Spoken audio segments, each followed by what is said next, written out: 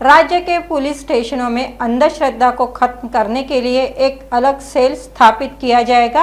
अनीस ने महाराष्ट्र पुलिस महानिदेशक की इस भूमिका का स्वागत किया है। अपनी स्थिति को स्पष्ट करते हुए अनीस ने अंधश्रद्धा उन्मूलन अधिनियम को प्रभावी ढंग से लागू करने की मांग की।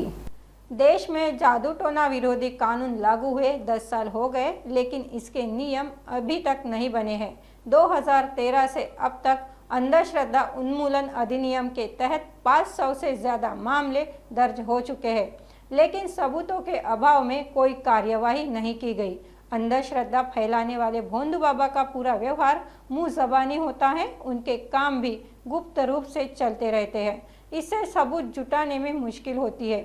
वही जादू टोना विरोधी कानून में सबूत की आवश्यकता होती है, लेकिन अब अलग सेल में अधिकारी की जिम्मेदारी तय होगी।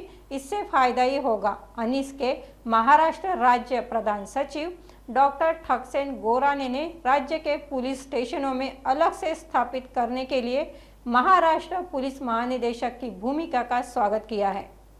अंधश्रद्धा निर्मूलन कक्ष महाराष्ट्रातल्या प्रत्येक पोलीस स्टेशनमध्ये स्थापन होते, याचं महाराष्ट्राने स्वागत करते। पुढची विनंती अशी आहे की ह्या महाराष्ट्र अंधश्रद्धा निर्मूलन समिती अंधश्रद्धा निर्मूलनाचा कक्ष स्थापन होतोय, परंतु तेवढा कक्ष स्थापन करून नाही तर तिथे जे काम करणारी माणसं आहेत त्यांना ते काय काम करायचं याचं प्रशिक्षण होणं गरजेचं आहे। तेही शासनाने त्याची तरतूद करायला पाहिजे।